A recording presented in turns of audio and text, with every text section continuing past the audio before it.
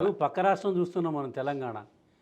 ఎవరు చేసి ఇప్పుడు చంద్రబాబు నాయుడు, రాజశేఖర్ రెడ్డి, కేసీఆర్ ఆ పరంపర కొనసాగుతూనే ఉంది. అభివృద్ధి పరంపర. ఇప్పుడు అదే రేవంత్ రెడ్డి. అది చెప్పుకోవాలి సార్. నేను ఒక మాట చెప్తాను. 10 ఏళ్ళు 9 సంవత్సరాలు చేంజ్.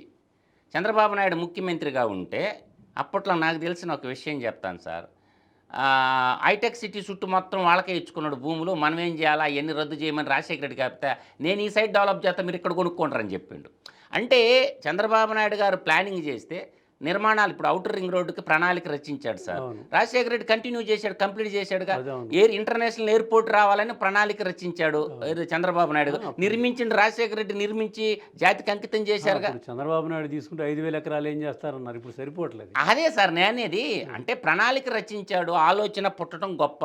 ఆ ప్రణాళిక ప్రకారం ఏం చేశారు, కొనసాగించారు. దాన్ని టీఆర్ఎస్ గవర్నమెంట్ వచ్చినా కూడా అభివృద్ధిని కొనసాగించింది కదా సార్.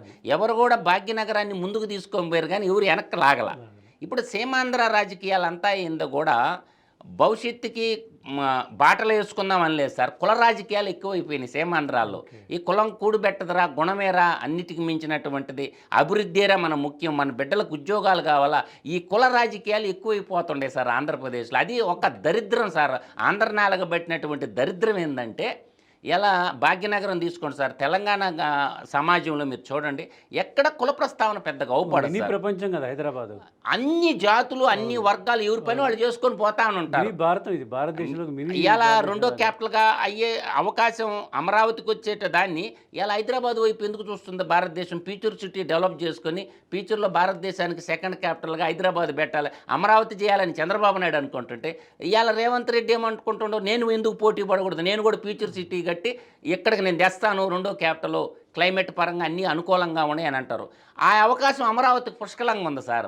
చంద్రబాబు నాయుడు గారి మనస్తత్వంలో ఉండేది దేశానికి సెకండ్ క్యాపిటల్గా అమరావతి చేయాలని చెప్పేది చంద్రబాబు నాయుడు యొక్క మైండ్లో ఉందన్నమాట. అమరావతి మహానగరాన్ని నిర్మాణం చేసుకొని అక్కడ దేశానికి రెండో రాజధానిగా చేద్దాము అంటే south way gate of railway station ఏముంది సార్, విజయవాడ టు వరంగల్. అందువల్ల ఈ రెండు అవకాశాలు తెలంగాణ అమరావతికి ఉంది. అందుకని రేవంత్ రెడ్డి గారు కూడా ఏమంటున్నాడు, ఫ్యూచర్ సిటీ, అమరావతి సిటీ ఈ రెండు కలిపేశామంటే, బుల్లెట్ ట్రైన్ వేసుకున్నామంటే ఒక 2 అవర్స్లో హైదరాబాద్కి అమరావతికి, హైదరాబాద్ అమరావతి తిరగొచ్చు. ఈ రెండింటి మధ్య సెకండ్ క్యాపిటల్ తేవాలని కేంద్ర ప్రభుత్వం కూడా ఆలోచిస్తుంది.